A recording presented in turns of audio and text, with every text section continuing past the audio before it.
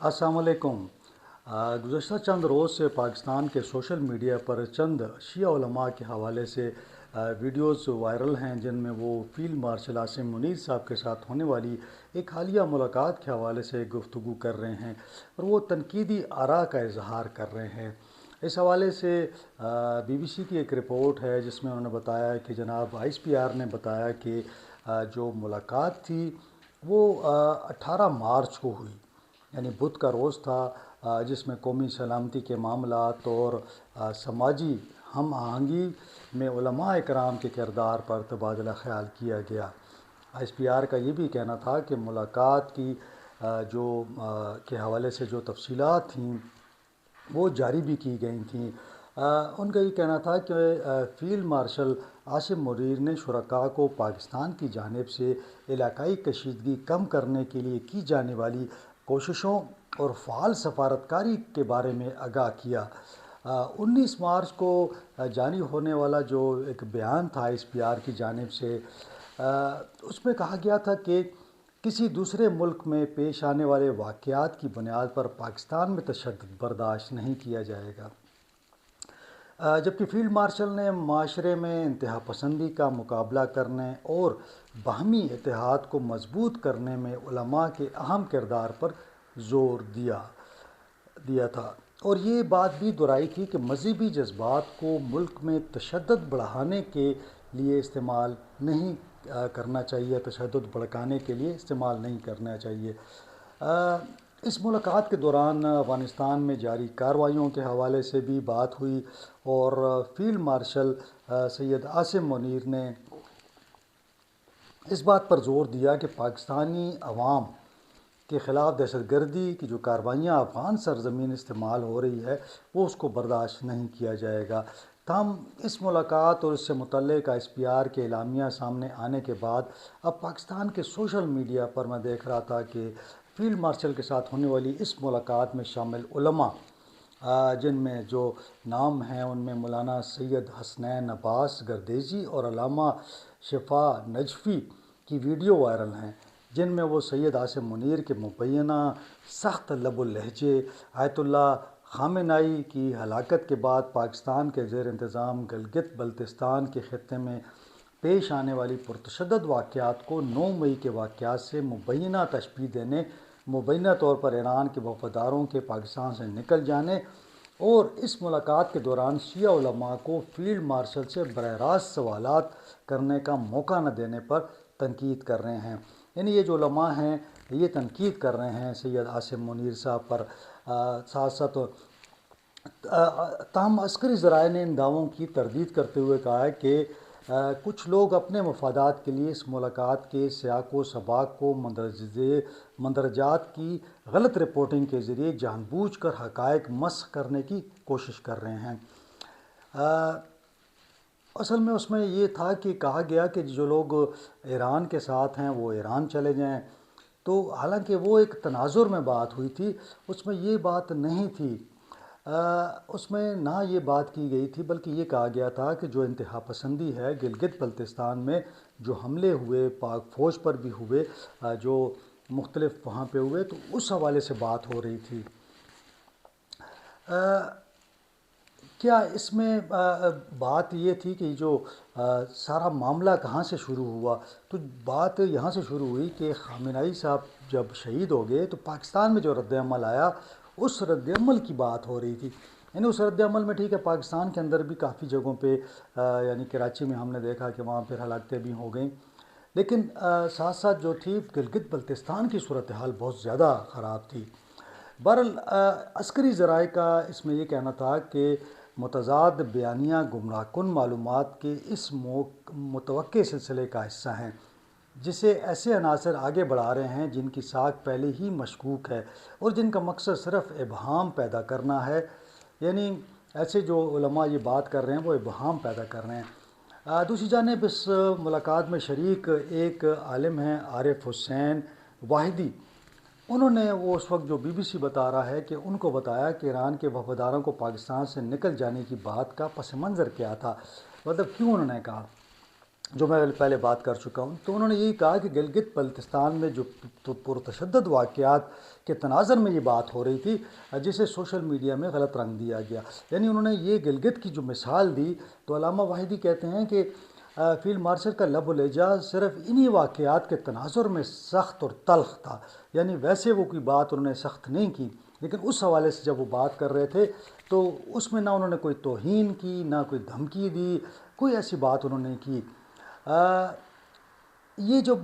جو سارے واقعات میں نے آپ کو بتایا نا کہ امریکہ اور اسرائیل نے جب مشترکہ فضائی حملے کیے، اور پھر کراچی، اسکدو، اور یہ ایران پر جو حملے ہوئے اس کا رد عمل جو آیا، کراچی، اسکدو، گلگت اور اسلام آباد میں مظاہرے، پھر احتجاج ہوا، تو پرتشدد جو واقعات ہو گئے، ان کے حوالے سے یہ ساری گفتگو چل رہی ہے. اب یہ تناظر آپ دیکھیں کہ یہ بات کہاں چل رہی تھی. 32 لوگ اس میں ہلاک ہوئے تھے. پھر گلگت بلتستان میں اگر آپ دیکھ لیں تو مشتعل افراد نے، یعنی مشتعل جو مظاہرین تھے اس وقت، وہ جو ہنگامے ہو رہے تھے، اب دیکھیں کہ انہوں نے اسکدو میں پاکستانی فوج کے 62 بریگیڈ کے دفاتر، 62 بریگیڈ ہاؤس مکمل طور پر تباہ کر دیا، جبکہ اقوام متحدہ کا دفتر، رہائشی عمارتیں ان کو تباہ ہو گئیں اس میں. اور یہ اس طرح نہیں رکا، انہوں نے آرمی پبلک سکول، دیگر سرکاری انفراسٹرکچر کو بھی نقصان پہنچایا. تو اگر آپ یہ دیکھیں تو یہ واقعات ایسا محسوس ہوتا ہے کہ بھئی یہ جان بوجھ کر وہاں پہ کیے گئے. یعنی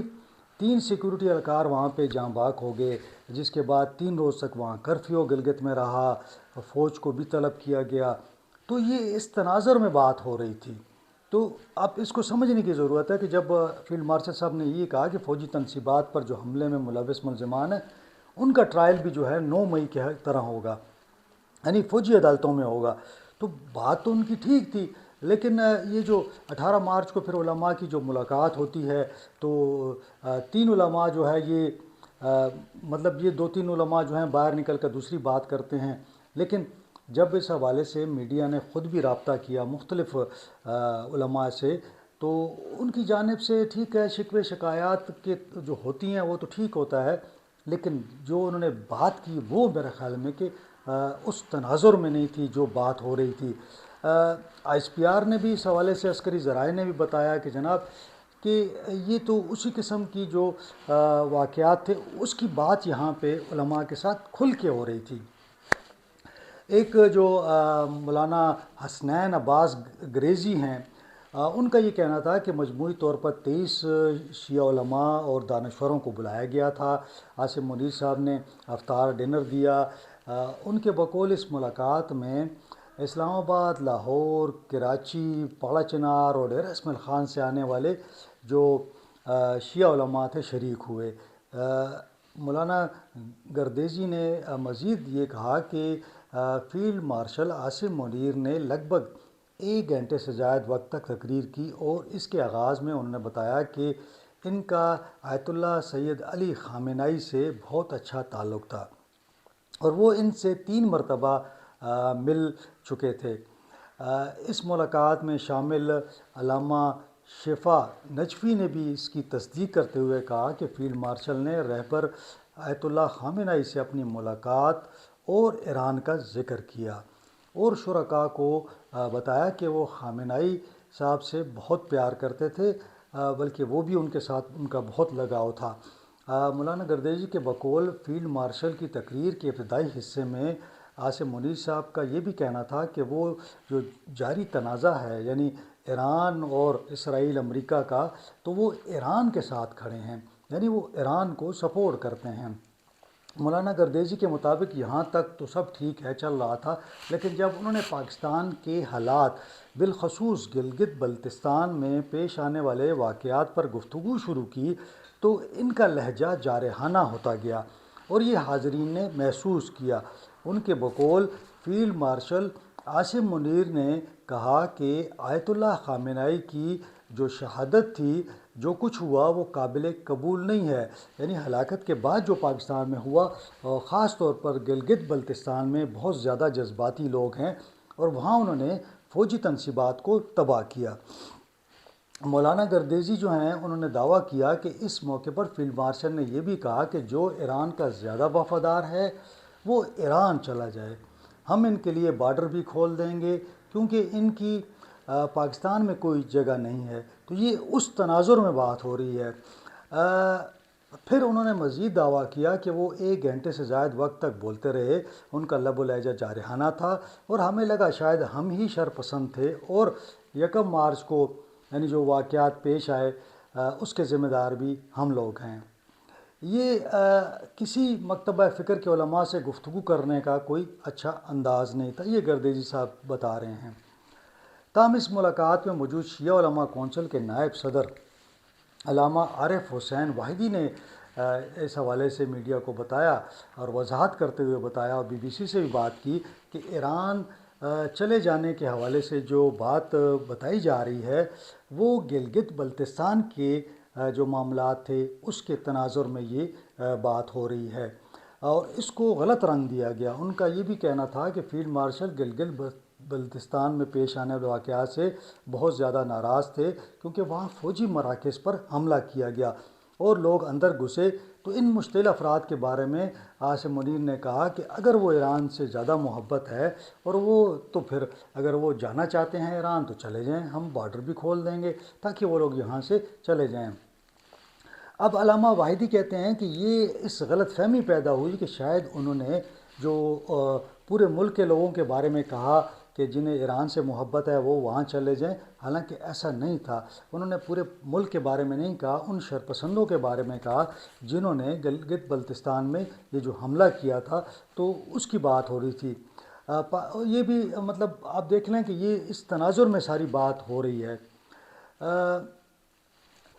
اس تمام صورتحال میں نے یہ دیکھا کہ جو علماء کرام کو بلایا گیا تھا انہوں نے بڑی جذباتی تقریریں کی۔ یقیناً ایسا نہیں ہونا چاہیے تھا کہ آپ اتنی جذباتی تقریر کرتے ہیں اور آپ نے ایک بحران سی پیدا کر دیا ہے پاکستان کے اندر کہ شاید پاکستان کی جو ریاست ہے یا ہمارے جو فیلڈ مارشل صاحب ہیں ان کا اتنا تلخ لہجہ ہے کہ وہ کہہ رہے ہیں کہ جس کو ایران سے محبت ہے،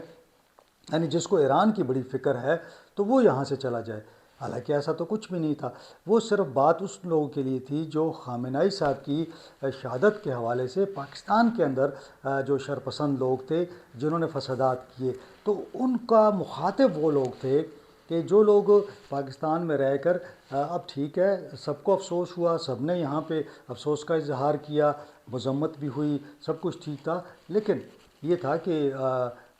توڑ پھوڑ اور یہاں پاکستان کو نقصان دینا، پھر جو مطلب فوج کی انسٹالیشن ہے ان پر حملہ کرنا، تو آج تحریک انصاف بھی بھگت رہی ہے 9 مئی کو، تو یہ اسی قسم کا ایک معاملہ تھا۔ تو ایسا مطلب بہت سے علماء پھر یہ بھی کہہ رہے ہیں کہ جی ان کا مخاطب جو ہے نہ کسی کو ڈرا رہے تھے، نہ دھمکا رہے تھے، کسی کی سرزنش نہیں کر رہے تھے، بلکہ وہ جو انتہا پسندی ہے پاکستان کے اندر وہ اس کی بات ہو رہی تھی۔ تو یقیناً علماء کو اس کا تناظر بتانا چاہیے۔ یعنی آپ جب بات کرتے ہیں نا، آپ کہتے ہیں کہ جی انہوں نے کہا کہ جس کو ایران سے پیار ہے وہ چلا، لگتا ایسے ہے کہ جیسے آپ پاکستان جو ہے ایران کے ساتھ جو جنگ امریکہ کی چل رہی ہے تو پاکستان امریکہ کی جانب ہے یا سعودیہ کو سپورٹ کر رہا ہے۔ تو میرے خیال میں کہ یہ کوئی مناسب طریقہ نہیں تھا بات کرنے کا، اور یہ تاثر لینا کہ جناب وہ کہہ رہے ہیں کہ یہ ذمہ دار جو 1 مارچ کو جو فسادات ہوئے اس کے ذمہ دار جو ہیں سارے یہی لوگ ہیں، تو ایسا نہیں تھا۔ تو البتہ یہ میں محسوس کرتا ہوں کہ وہ لہجہ ان کا سخت تھا، اور ظاہر ہے کہ ان کو افسوس تھا، ان کو اس بات پہ دکھ تھا کہ فوجی انسٹالیشن پر حملہ کیا گیا۔ ساتھ ساتھ انہوں نے دیکھے نا ایک اور چیز بھی بڑی واضح تھی کہ انہوں نے کہا کہ وہ ایران کو سپورٹ کرتے ہیں، تو ظاہر ہے کہ ایک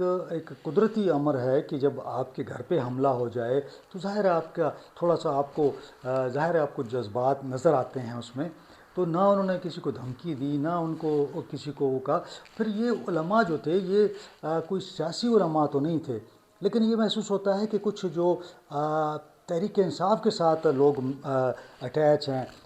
راجہ علامہ ناصر عباس صاحب، انہوں نے اس چیز کو بہت زیادہ کیش کیا ہے۔ یعنی تحریک انصاف کے جو حمایتی ہیں یا تحریک انصاف کے ساتھ جن کا تعلق ہے، انہوں نے اس چیز کو بہت زیادہ ہائی لائٹ کیا کہ جناب فیلڈ مارشل صاحب نے کہہ دیا اور انہوں نے کہا کہ یہ آپ چھوڑ دیں پاکستان، آپ چلے جائیں یہاں سے۔ تو وہاں پہ ہم نے دیکھا کہ اس کو سیاسی اس میں شامل کیا گیا، حالانکہ یہ تو ایک جنرل ایک میٹنگ تھی جس کے اندر